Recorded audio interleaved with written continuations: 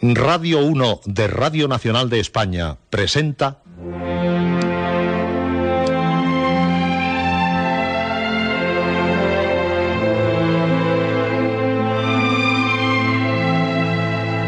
Historias.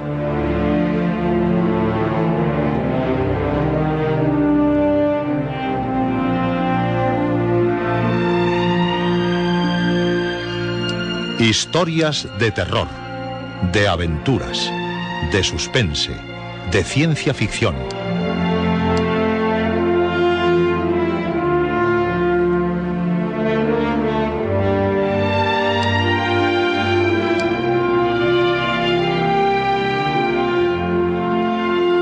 Un programa escrito y dirigido por Juan José Plans. Esta noche, narración de Arthur Gordon Pym, quinta parte.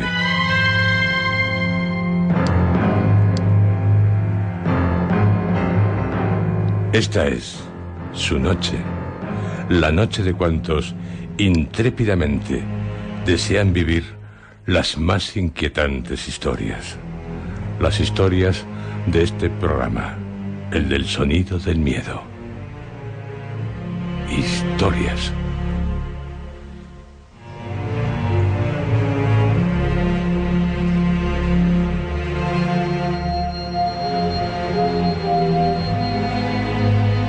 Esta noche continuamos ofreciéndoles nuestra adaptación radiofónica de Narración de Arthur Gordon Pym, de Edgar Allan Poe.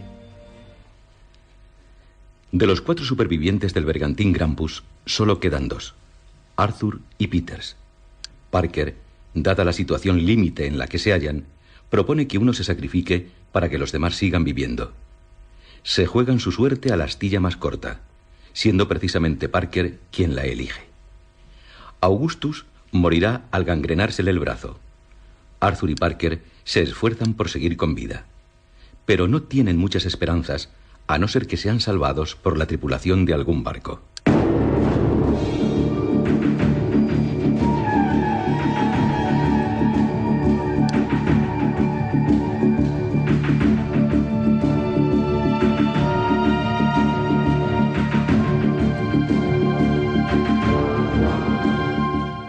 De agosto.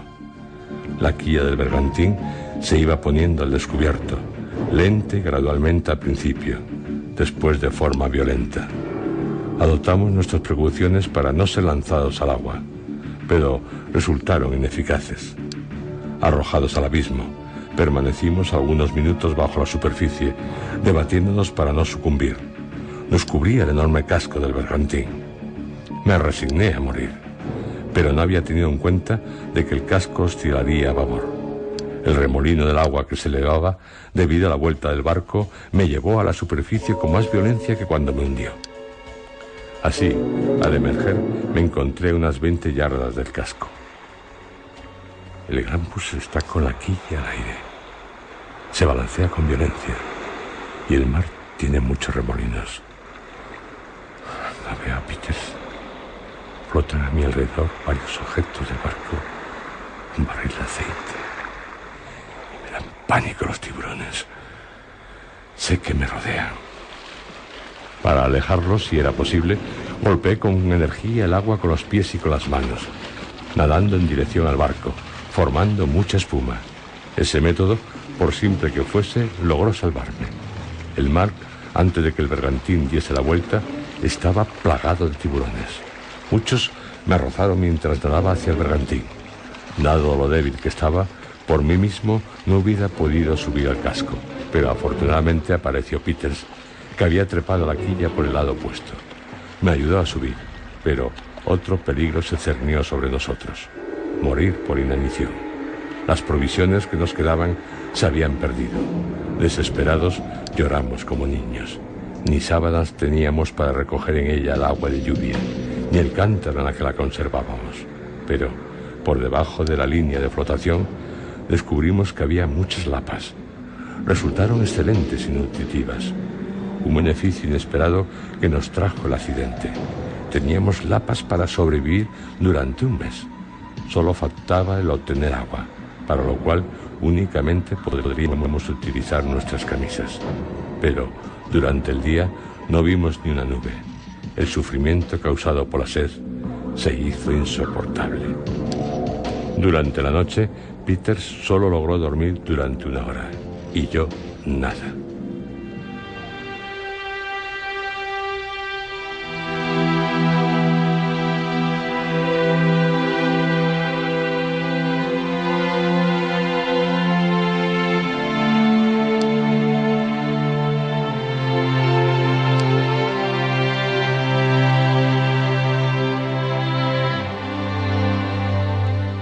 El 5 de agosto. Una brisa suave nos arrastró a una masa de algas.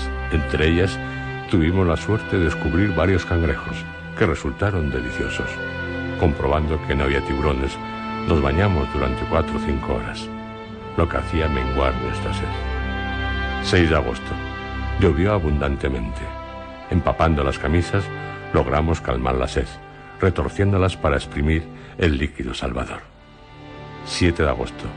Al amanecer, Peters y yo, al mismo tiempo, avistamos una vela por el este. ¡Viene hacia nosotros! Oh, sí, no cabe duda. ¡Eh!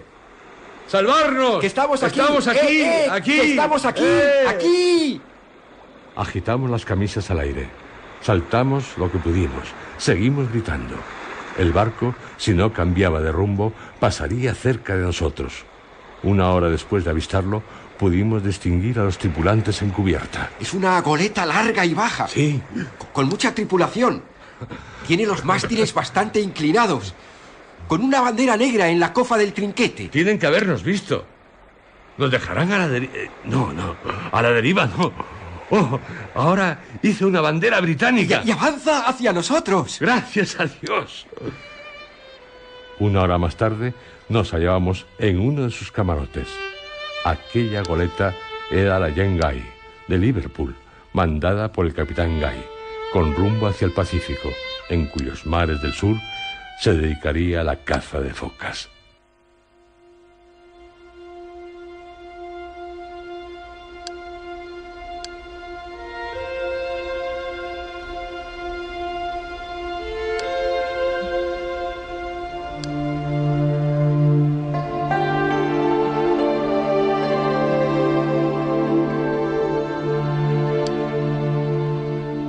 La goleta Jane Guy presentaba un bello aspecto, de 2 palos, desplazando 180 toneladas. Su proa era muy afilada, resultando el más rápido velero que he visto nunca. Pero para una tormenta, su calado era excesivo. Su tripulación era de 35 hombres, cuando en realidad hubiera necesitado 50 o 60. El capitán Guy era un caballero de modales finos y tenía una gran experiencia en aquellos mares del sur, en los que había pasado gran parte de su vida. Tal vez le faltaba energía, tan necesaria en la mar. Como copropietario del barco, tenía plena libertad para navegar por aquellas aguas a su criterio, y también a su criterio quedaba el comercio. Llevaba a bordo, como de costumbre en tales viajes, collares, espejos, hachas, yesqueros, loza, percales, bisutería y otros artículos similares. La goleta se había hecho a la vela en Liverpool el 10 de julio, cruzando el trópico de Cáncer el 25. El día 29 llegó a Sal, una de las islas del archipiélago de Cabo Verde, donde se abasteció de sal y de demás pertrechos necesarios. El día 3 de agosto zarpó de la isla poniendo rumbo sudoeste, en dirección a la costa de Brasil, a fin de cruzar el Ecuador entre los 28 grados y los 30 grados de longitud oeste. Es la ruta seguida generalmente por los barcos que van desde Europa al Cabo de Buena Esperanza o más allá, hasta las Indias Orientales. Siguiendo esta ruta, evitan las grandes calmas y fuertes corrientes contrarias que dominan en la costa de Guinea, gozando además de vientos del oeste que impulsan sin dificultades hasta el cabo. El capitán Guy tenía la intención de hacer su primera escala en la tierra de Kerguelen. El día que nos recogió, la goleta estaba a la altura del cabo San Roque, lo que significa que cuando nos descubrió habíamos derivado más de 25 grados, probablemente de norte a sur. Hace 15 días que nos salvaron. Estábamos condenados a morir de no ser porque Esteban... No podemos pedir un mejor trato. Estamos completamente restablecidos. Física, porque la verdad mentalmente... Cuanto recuerdo lo sucedido, es como una pesadilla. Horrible. Una pesadilla de la que felizmente hemos despertado. Pero la realidad es la realidad. Lo que ocurrió. No se quiere recordar lo que realmente sucedió, ¿no? Se queda uno con los incidentes, pero no con los sentimientos que producen. Solo recuerdo, o quiero recordar, que mi naturaleza humana llegó a ser incapaz de soportar el dolor.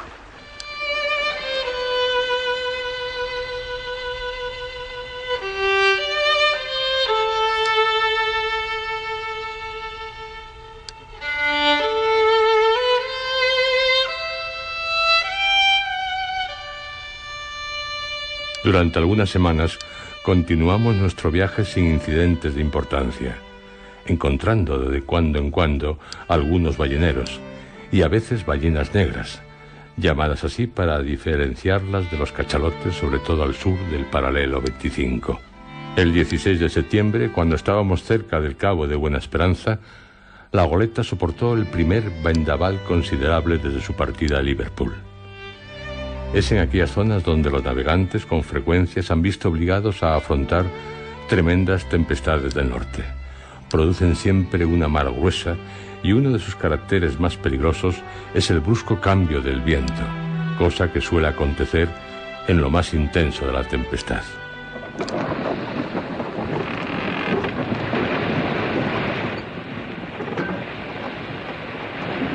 Eran aproximadamente las 6 de la mañana cuando nos alcanzó la galerna, acompañada de lluvia.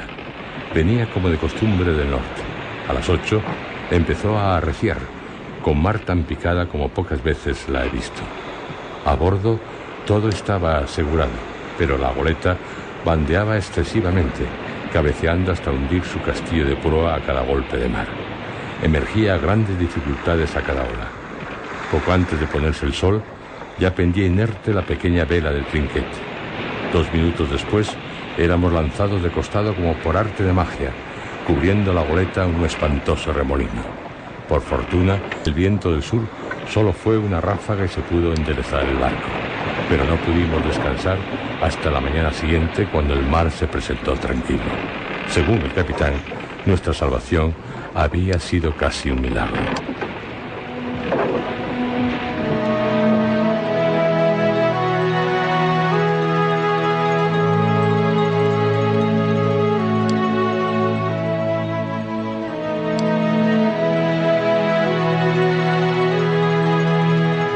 El 18 de octubre llegamos a la isla de Kerguelen, en el Océano Índico del Sur, fondeando en Christmas Harbour. Kerguelen. El capitán Cook, en 1777, la denominó Isla de la Desolación. Ofrece, desde luego, un abrupto aspecto. Y los picos de sus colinas están siempre cubiertos de nieve. Sí, pero ¿y ese verdor? Sí. Un brillante verdor. Ajá. Desde septiembre hasta marzo. Ya. Es engañoso. Lo produce una pequeña planta. Pero salvo ella, pocas hay más en la isla. Algunos líquenes, algo de hierba, esos arbustos que se asemejan a una col madura, de sabor amargo y acre. En esta isla hay aún focas de piel y de pelo, y bastantes elefantes marinos, pingüinos de 4 especies, gallinas de agua, el petrel azul, la golondrina de mar, las gaviotas, los patos y gansos silvestres, albatros.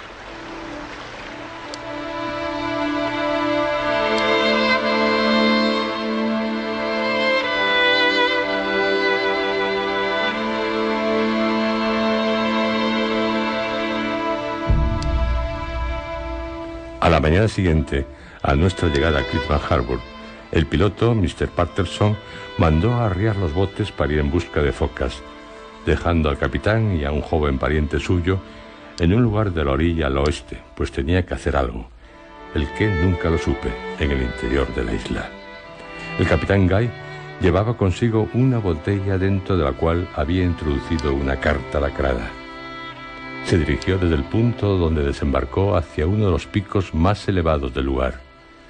Es de presumir que su intención era depositar la carta en aquella altura para algún barco que debía llegar. Tan pronto como lo perdimos de vista, Peters y yo íbamos en la barca de Mr. Patterson, empezamos a explorar la costa en busca de focas. En esta labor estuvimos ocupados alrededor de 3 semanas, examinando con cuidado cada escondrijo y cada rincón, no solo de Kerguelen, sino también de las islas cercanas. Pero nuestro trabajo apenas fue recompensado. Vimos muchas focas, pero su agilidad nos impidió reunir más de 350 pieles. Vimos también muchos elefantes marinos, pero no matamos a más de 20, y con muchas dificultades. En las islas pequeñas había muchas focas de la especie de pelo, pero no las acosamos. El día 11 volvimos a la goleta, encontrando ya al capitán y a su sobrino a bordo. Nos hicieron una descripción poco alentadora del interior de la isla, estéril y desolada. Tuvieron que permanecer en ella 2 noches a causa de un malentendido con Mr. Patterson.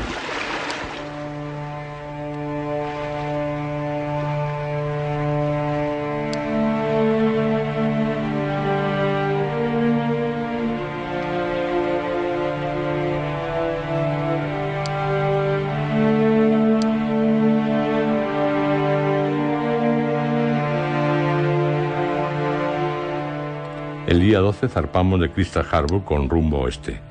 Llegamos en 15 días a las islas Tritán da Cunha, archipiélago formado por 3 islas circulares descubierto por los portugueses.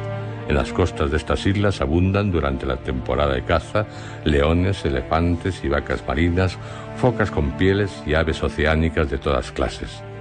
La ballena es también frecuente en sus proximidades. Cuando arribamos en Tritán da Cunha, habitada por 66 individuos, seguía un inglés arrogándose el título de gobernador supremo de las islas. Se llamaba Glass.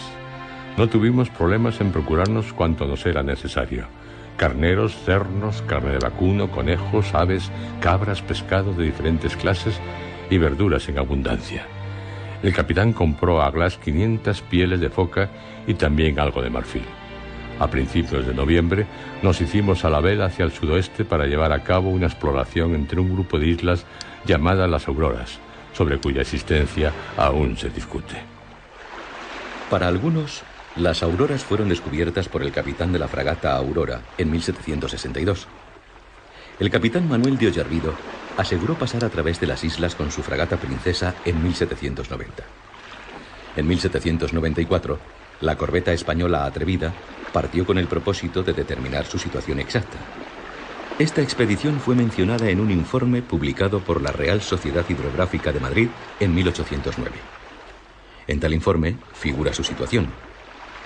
El 27 de enero de 1820, el capitán James Wedwell, de la Marina inglesa, se hizo a la vela desde Stained Land en busca también de las Auroras. Según su informe, pasó sobre los puntos indicados por el comandante de la Atrevida, no encontrando indicio alguno de tierra. ¿Y usted, capitán Guy? Estoy decidido a realizar cuantos esfuerzos sean precisos para resolver una cuestión tan controvertida. ¿Y si no...? ¿Damos con las Auroras? Oh, espero que sí.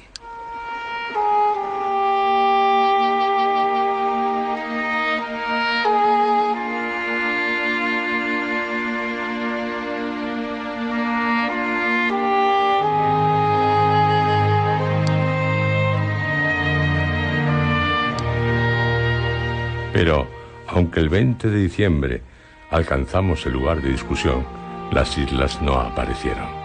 Las buscamos, yendo de un lado para otro, pero nada. Se llegó a la conclusión de que si alguna vez habían existido tales islas, ya no quedaba de ella ni el menor vestigio. Al menos he satisfecho mi curiosidad acerca de las Auroras. Pensaba avanzar por el estrecho de Magallanes y costear la Patagonia por su lado occidental. ¿Y no lo hará, capitán Guy? No, no lo haré. He cavilado sobre unos informes recibidos en Tristán da Cunha. Viraremos hacia el sur con el propósito de alcanzar unas pequeñas islas. Si no las encontramos, podemos avanzar hacia el Polo Sur. ¿Al Polo Sur? Ha habido muchas tentativas de alcanzar el Polo Sur.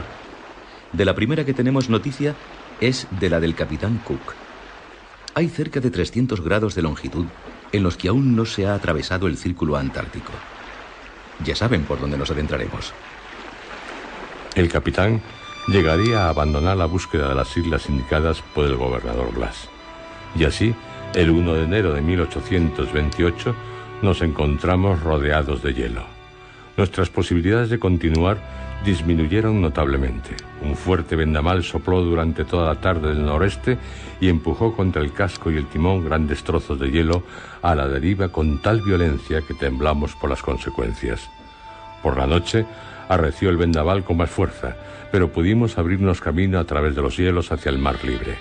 Conforme fuimos acercándonos a aquellas aguas, arriamos gradualmente las velas y una vez a salvo nos mantuvimos a la capa con un rizo de trinquete. El día 2 de enero cruzamos el círculo antártico. Por el sur, pocos hielos, pero no por el norte. El día 5 seguimos avanzando hacia el sur, sin demasiados inconvenientes. No obstante, hicimos una parada al tener ante nosotros una inmensa extensión de hielo sólido. Dándonos cuenta de que al sur el océano estaba libre, rodeando la extensión de hielo firme, llegamos a un paso de 1 milla de anchura aproximadamente por el cual navegamos. El día 7 vimos hacia el noroeste algunos icebergs de un tamaño asombroso. 10 de enero.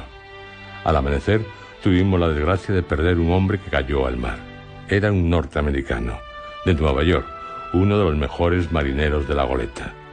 El frío era excesivo, a cada instante envueltos en ráfagas de viento y granizo. Todo el horizonte parecía cerrado al este por una región de hielos que se elevaban superpuestos en forma de anfiteatro. Al atardecer descubrimos algunos maderos flotando a la deriva sobre los que navegaban un número inconcebible de aves polares, petreles, albatros. 12 de enero. Nuestro rumbo se vio de nuevo obstaculizado por el sur, donde había un inmenso campo de hielo, aparentemente ilimitado, con grandes montañas de hielo en las que sobrecogían enormes precipicios, suspendidos unos sobre otros. 14 de enero. Hemos llegado al extremo oeste del campo que nos obstruía. Aprovechando una corriente hacia el sur, nos encontramos en un lugar en el que no había ni un rastro de hielo. Nos convencimos de que llegaríamos sin ninguna dificultad al Polo Sur.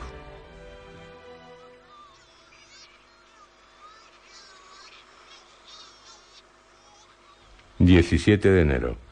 El día estuvo lleno de incidentes. Innumerables bandadas de pájaros sobrevolaron la goleta. Algunas aves fueron abatidas desde el puente. Una de ellas, un pelícano, resultó muy sabrosa. El vigía ha avistado a babor un témpano de pequeñas dimensiones. Oh, sí, ya lo veo. Pero en él... Sí. En él parece ir un gran animal. El tiempo es bueno. Vamos a capturarlo. ¿Están dispuestos a acompañar al piloto en la mayor de las embarcaciones? Yo sí. ¿Y tú, Peters? ¿Lo dudas? Yendo en el bote. Diría que ese animal... ¿Puede ser un oso? ¿Un oso polar? Pero es gigantesco. Ya en el témpano, sin bajar del bote. Jamás pude suponer que un oso polar alcanzara un tamaño así. Pero estamos bien armados. Lo atacaremos. Le hemos alcanzado. En la cabeza, ¿eh? Y en el cuerpo. Sí. Pero ¿qué hace? Va a arrojarse el oso al agua. Se arroja al agua. Y viene hacia nosotros. ¡Cuidado! Nadando con las fauces abiertas. Y muy enfurecido. ¡Cuidado, te digo!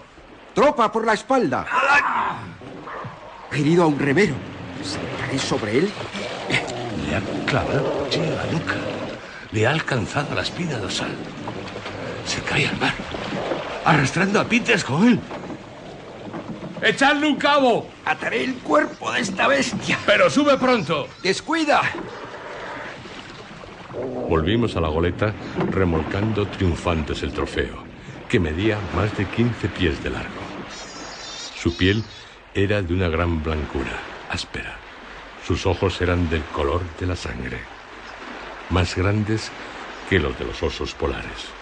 El hocico más redondeado, pareciéndose al de un bulldog. Será un buen plato para los marineros. No obstante, a Peters y a mí nos pareció su carne viscosa y rancia. El vigía no tardó en gritar que divisaba tierra por proa y estribor. Toda la tripulación se dispuso a maniobrar, no tardando en abordar la costa, pues el viento nos era favorable. Resultó ser un islote bajo y rocoso, de 1 legua de perímetro y aparentemente sin vegetación alguna. a excepción de una higuera. Al acercarnos por el norte, vimos una curiosa mole de piedra que penetraba en el mar y que se parecía a una bala de algodón. En la costa occidental avistamos una rada, donde nuestros botes pudieron atracar sin dificultad. Habiendo desembarcado, exploramos la isla en poco tiempo, solo descubriendo algo de interés. Bajo este montón de piedras hay un madero. Tiene forma de proa de bote. Puede que de una canoa. No cabe duda de que alguien ha tratado de tallar algo. Parece la figura de una tortuga. Una tortuga. A mí no me lo parece, la verdad. Bueno, la figura no importa. Lo único que importa es que alguien estuvo aquí, en esta isla. ¿Saben? Le pondré el nombre de Isla Bennett. ¿Bennett? En honor de mi socio y copropietario de la goleta. Habíamos avanzado hacia el sur 10 grados más de los límites alcanzados por todos los navegantes anteriores, y el mar se extendía delante de nosotros libre de obstáculos. La temperatura del aire y del agua se suavizaba. La declinación magnética disminuía uniformemente según avanzábamos. El viento es constante y placentero, pero comienza a faltarnos combustible. Y los hay que presentan síntomas de escorbuto. No sé. Puede que haya que regresar. Pero de seguir, Capitán Guy, estoy seguro de que encontraremos tierra. Al menos durante unos días deberíamos continuar, no renunciar a esto. De acuerdo. Así lo haremos. Podremos resolver el misterio del continente antártico. Toda una tentación. ¿Cómo debemos desaprovechar una ocasión como esta? Y no lo haremos. Por un lado, no puedo dejar de lamentar los desdichados y sangrientos sucesos que ocurrieron consecuencia de mi consejo. Pero, por otro lado, manifiesto mi satisfacción de haber servido de alguna manera para revelar a la ciencia uno de los más extraordinarios misterios que hayan llamado jamás su atención. 18 de enero. Continuamos nuestra ruta hacia el sur, con buen tiempo. La corriente se dirigía hacia el polo, a una velocidad de 1 milla por hora, algo que nos produjo una cierta alarma. Pero, como la declinación magnética era insignificante, el capitán no mandó cambiar de rumbo. Divisamos algunas ballenas y grandes colonias de albatros que sobrevolaron la goleta. Sacamos del agua un arbusto semejante al espino lleno de bayas rojas y el cuerpo de un animal terrestre estaño. Tenía 3 pies de largo, pero de alto solo 6 pulgadas, de patas cortas, con las pezuñas con largas uñas, su piel lisa y sedosa, la cola como la de una rata, midiendo 1,5 pies de largo, su cabeza como la de un gato, salvo las orejas que le colgaban como a las de un perro, y los dientes, si eran dientes, del mismo rojo que las garras. 19 de enero. El vigía señaló tierra de nuevo. Se trató de la isla de un archipiélago. La costa se alzaba a pico y el interior parecía tener abundante vegetación. 4 horas después de haber descubierto la tierra, fondeamos a una profundidad de 10 brazas sobre el fondo de arena a 1 legua de la costa, pues una fuerte resaca con remansos acá y allá hacía peligroso acercarse más. Se nos ordenó arriar los 2 botes mayores y un grupo de hombres bien armados remamos buscando un paso en los arrecifes. Tras algún tiempo logramos descubrirlo. Nos disponíamos a franquearlo cuando... Canoas. 4 canoas. Salen de la isla y llenas de indígenas. Y bien armados, capitán. ¡Alzad los remos! ¿Y ahora, capitán? Avanzan rápidamente. No tardarán en llegar hasta nosotros. Levantaré un pañuelo en lo alto de un remo. ¿Entenderán? Espero que sí. Y ha acertado, capitán. Mire, se han detenido. Algo gritan. Anamomo, Tal lama, vez. lama. Las canoas tendrán unos 50 pies de largo y 5 de ancho. Serán algo más de 100 salvajes. Estatura semejante a la de los europeos, aunque más robustos y musculosos. La tez es de un negro azabache. Pelo tupido, largo, Y canoso. visten pieles de un animal que desconozco. Ajustadas al cuerpo con habilidad. Vuelta, salvo los trozos que rodean el cuello, la muñeca y los tobillos. Las armas, mazas de madera oscura, diría que muy pesada. Lanzas, algunas con punta de pedernal. También tienen ondas. Las canoas están llenas de piedras del tamaño de un huevo grande. Si son... Incorpora en la que nos acerquemos a ellos. Capitán, eso sería muy... Encenderle.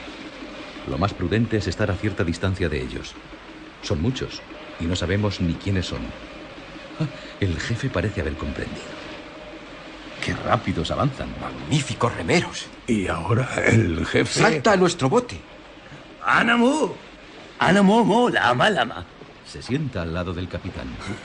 Señala la goleta. ¡Ánamo, lama! Volveremos al barco. Las 4 canoas, a corta distancia, siguieron a nuestros botes hasta la goleta.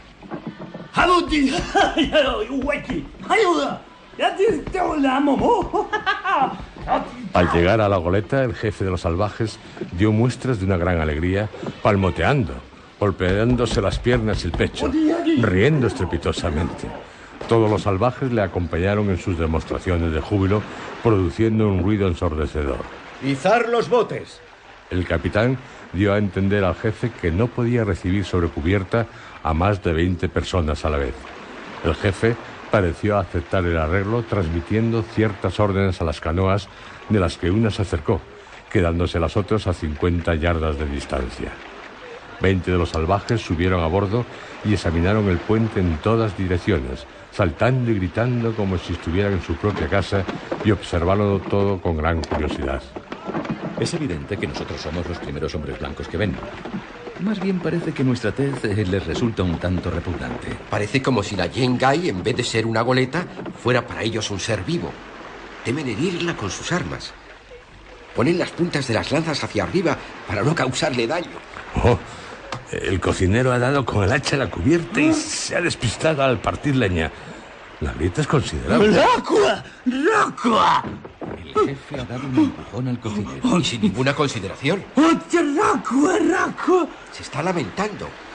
Teme que está sufriendo la goleta. Acaricia la grieta y la lava con agua de mar. ¡Qué ignorancia! ¿O estará fingiendo? Un poco comediante, sí parece. Cuando los salvajes hubieron satisfecho su curiosidad en la cubierta, fueron conducidos a las cámaras donde su extrañeza excedió los límites de lo imaginable. Estaban tan estupefactos que no articulaban sonido alguno, yendo en silencio de un lado para otro. Las armas los intrigaron mucho, sobre todo los cañones. No creo que sepan para qué sirven. Las toman con reverencia, como si se tratara de unos ídolos, y se acercan a los cañones con el mayor de los respetos. Y también con temor. Los espejos los asombran. Se mira el jefe. ¡Hala ya! Diríase que se ha vuelto loco. Y ahora, al verse en otro espejo... No hacen ningún daño. No creo que pueda convencerle, capitán. Se ha arrodillado con la cara entre las manos. Habrá que subirlo a rastras. Si no hay otra solución... De 20 en 20, todos los salvajes subieron a bordo. Al jefe se le permitió permanecer allí todo el tiempo. No apreciamos ninguna inclinación al robo, ni comprobamos la desaparición de ningún objeto después de haberse marchado. Durante su visita se mostraron muy amistosos. Había, sin embargo, algo en sus maneras que nos llamó la atención. Por ejemplo, no pudimos conseguir que se acercasen a ciertos objetos totalmente inofensivos, como las velas de la goleta, un huevo o un libro abierto. Tratamos de averiguar si poseían algunos artículos que pudiesen ser objetos de tráfico, pero nos costó mucho hacernos comprender. No obstante, logramos saber que en las islas abundaban las grandes tortugas, de las que vimos una en la canoa del jefe que supimos se llamaba Towit. Vimos también una biche de mer en manos de uno de los salvajes que la devoraba cruda. En esta latitud, tortugas gigantes, biche de mer... no sé. Es algo fuera de lo normal. Haremos una exploración completa de la región. Podemos llegar a hacer algún descubrimiento importante. Yo también, capitán, estoy ansioso de saberlo todo respecto a estas islas. Pero... diga, Arthur.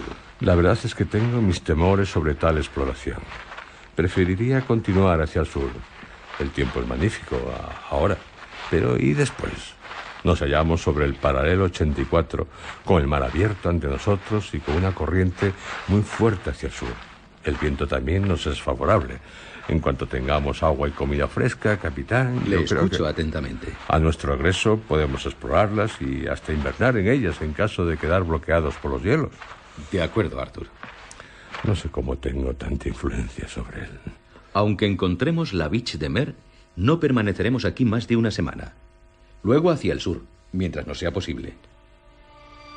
Se hicieron todos los preparativos necesarios y, guiados por Towik, condujimos la goleta a través de los arrecifes, fondeando de nuevo a 1 milla aproximadamente de la orilla, en una excelente ensenada que cerraba la tierra por todos los lados. El jefe continuaba a bordo con nosotros y cuando fondeamos nos invitó a acompañarlo a tierra y visitar su poblado. El capitán Guy aceptó y, habiendo dejado 10 salvajes a bordo como rehenes, un grupo de nosotros, 12 en total, nos preparamos para seguir a Towik. Tuvimos cuidado de armarnos bien, aunque sin demostrar desconfianza. La goleta había puesto sus cañones en posición de tiro, izando las redes de abordaje, y se habían tomado todas las precauciones para defenderse de cualquier sorpresa. El primer piloto quedó a bordo con órdenes de no admitir a nadie en nuestra ausencia y de enviar en nuestro auxilio, si tardábamos más de 12 horas, al cúter armado. A cada paso que damos hacia el interior de la isla, más me convenzo de que esta región es diferente a cuantas haya explorado hombre blanco. Nada resulta familiar.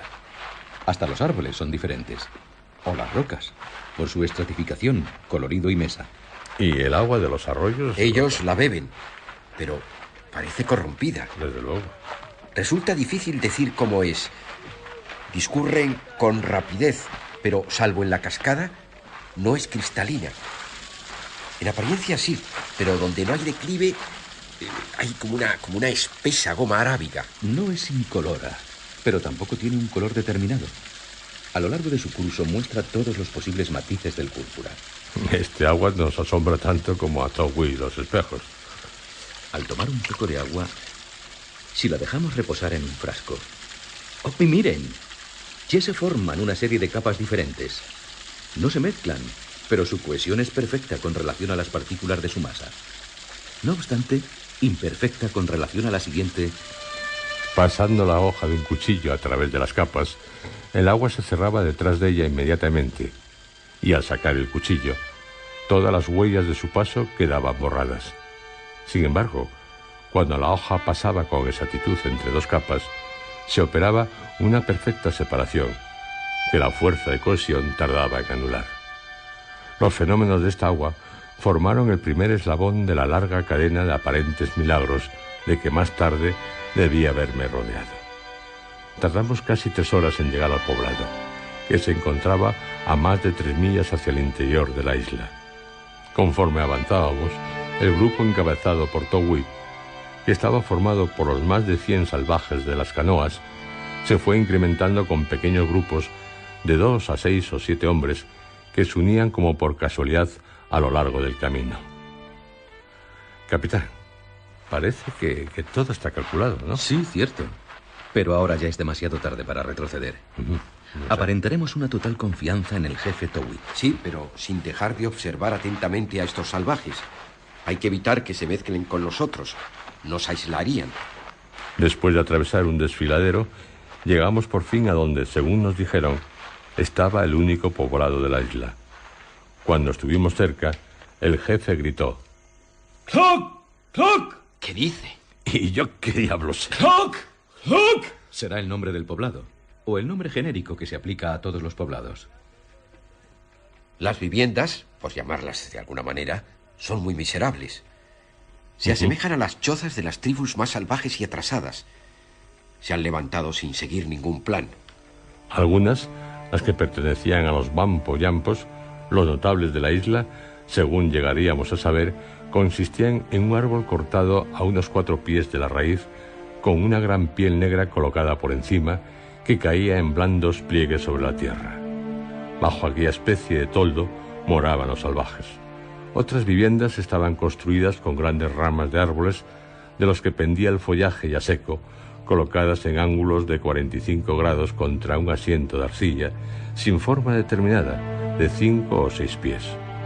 Otras eran simples agujeros abiertos perpendicularmente en la tierra y recubiertos de ramaje, que lo tenían que apartar para entrar y después volvían a colocar. Unas pocas habían sido construidas en las alturas de los árboles cuyas ramas superiores estaban cortadas en parte, de forma que, caídas sobre las inferiores, formaban un techo más consistente y que protegía mejor de la intemperie.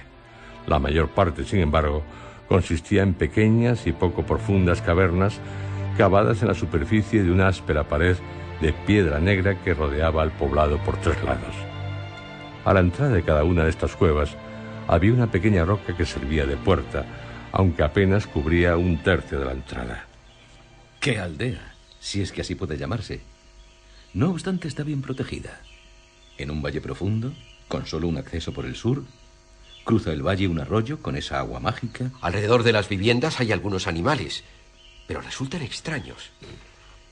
El mayor, por la estructura de su cuerpo y el hocico, me recuerda al cerdo. Pero tiene patas delgadas, como el antílope, y el rabo peludo. Es torpe y además no corre. Y tienen albatros. Diría que domesticados. Hay patos, bubias negras y un enorme pájaro, bujarros. Y serpientes. Pero pese a ser de gran tamaño, no asustan a los indígenas.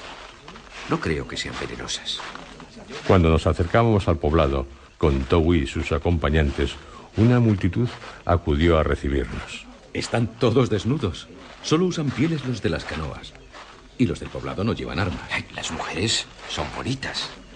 Erguidas, altas, bien formadas, con gracia en sus movimientos. Tienen los labios como los de los hombres, gruesos y bastante toscos. No se les ve los dientes ni cuando ríen. Su cabello es más fino que el de los hombres, sí. Entre los del poblado hay unos cuantos vestidos con pieles negras y armados con lanzas y mazas. Diríase que tienen una gran influencia sobre los demás. Los llamaban Muampo. Eran los que habitaban las chozas de pieles negras. El palacio de Togui estaba en el centro del poblado y era más grande y estaba mejor construido que los demás. El árbol sobre el que se asentaba había sido talado a unos 12 pies de la raíz y se veían por debajo del corte algunas ramas no podadas, que servían de soporte a los extremos de las pieles, abriéndolas como un abanico sobre el tronco. El suelo estaba cubierto de hojas secas a modo de alfombra. Fuimos conducidos con gran solemnidad y detrás de nosotros se colocaron apiñados los indígenas. Togui se sentó sobre las hojas y nos invitó a seguir su ejemplo. ¿Qué hacemos? Sentarnos. Sentaos todos, pero alertas. Sentados, nuestra situación, capitán, es más bien crítica, ¿eh? Somos 12, rodeados al menos de 40 salvajes en cuclillas. Están tan cerca de nosotros que de haber algún altercado no podremos usar ni nuestras armas. Llevar la contraria al jefe sería peor. Y fuera hay miles. Estamos totalmente indefensos. Tranquilo, Peters. Que nadie pierda de vista a Togui. En caso de que se muestren hostiles, él será nuestra única posibilidad de salvarnos. Lo sacrificaremos sin contemplaciones. Lama lama. Hawen nakin tu anamomo. Lama lama seuden sen lanta lama lama. Hakin hawen tu anamomo. El jefe nos dirigió un discurso en el que los anamomo se repetían menos que los lama lama.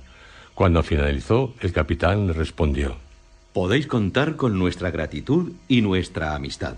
¿Entenderán lo que dice? Yo, Se señala poniendo la mano en el pecho. el capitán Guy. Al jefe... ¿Cómo te llamas? Sí, ¿cómo diablos te llamas? Le señala. Yo, el capitán Guy. Tú, Towit. Towit. Togui. Pues bien, Togui, os traemos unos regalos.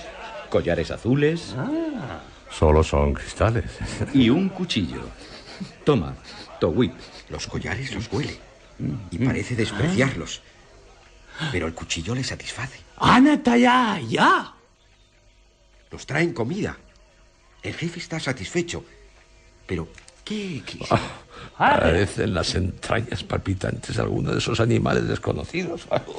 Creo que voy a... Togui se ha dado cuenta de que no sabemos cómo servirnos tan espantoso manjar.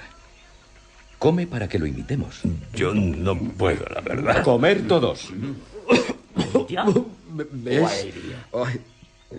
Me es imposible. El jefe nos mira asombrados, tanto como él lo estuvo ante los espejos. Intentaré decirle: Pasaré las manos por mi estómago. Otto Witt. Asnaum anatayaya. Exquisito. Exquisito. Ah. Pero nosotros ya hemos comido. Estamos llenos. Anata. Hartos. Y asqueados. ¿No? Muy llenos de comida.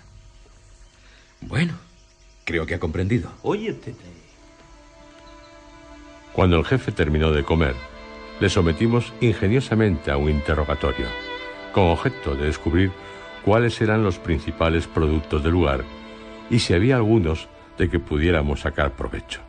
Por fin, pareció hacerse una idea de lo que queríamos y se ofreció a acompañarnos a cierta parte de la costa, donde abundaba la vid de mer, según nos dio a entender, señalando un ejemplar de esta especie. Nos alegramos mucho por aquella oportunidad de escapar del poblado y le urgimos a partir. Salimos de la tienda, seguidos por todos los indígenas, y fuimos tras el jefe al extremo sur de la isla, no lejos de donde fondeó nuestra goleta. Esperamos media hora hasta que unos salvajes trajeron las 4 canoas. Todos nosotros embarcamos en ellas y los salvajes remaron hasta la primera línea de arrecifes y luego a la segunda, donde vimos gran cantidad de bits de mer. Permanecimos en los arrecifes el tiempo necesario para convencernos de que fácilmente podrían cargarse una docena de naves si fuese necesario. Después de hacerle prometer a Towí que nos llevaría en un plazo de 24 horas todos los patos y tortugas que pudieran cargar en sus canoas, regresamos a la goleta. Nada hace sospechar que abriguen malas intenciones en contra nuestra. Cierto, salvo la forma sistemática en que fueron aumentando su número cuando nos dirigimos al poblado. No obstante, ¿Qué, Peters? no confío en ellos. No confío nada en ellos.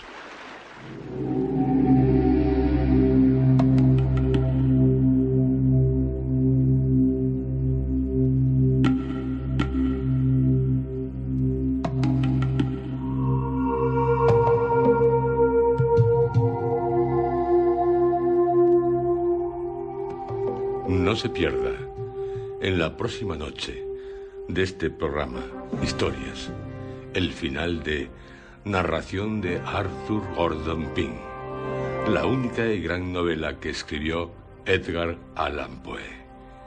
Aún quedan muchas situaciones límites que vivir. Vivir, sí, osada, intrépidamente, como lo hace quien nos cuenta la historia, Arthur Gordon Pym.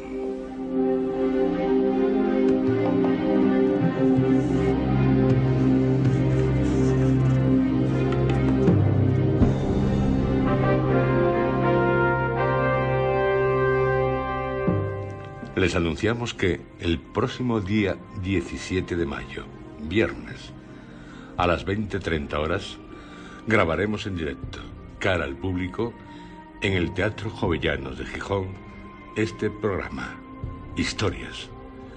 Un programa especial que, posteriormente, les ofreceremos en 2 partes, cuyo título es Otras vueltas de tuerca.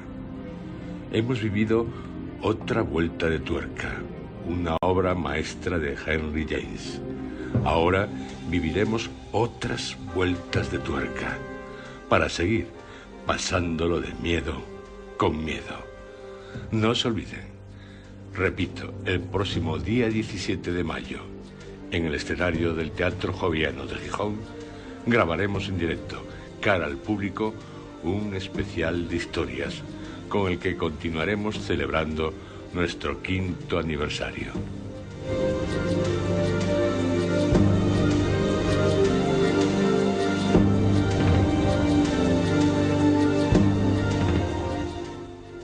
Historias, la radio más fantástica, el programa del sonido del miedo.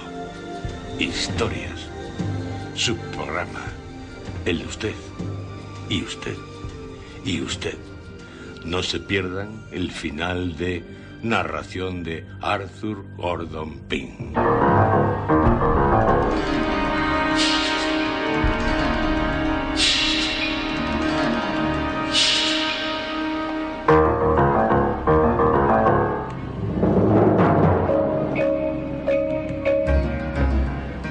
escuchado ustedes dentro de la serie Historias.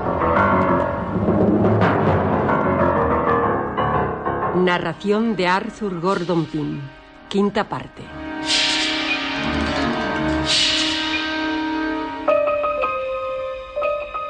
Este capítulo ha sido interpretado por Juan José Plans, José Antonio Ramírez, Javier Lostalé y Javier Gallego.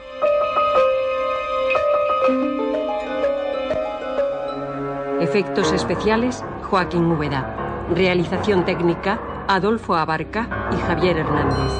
Dirección, Juan José Plans.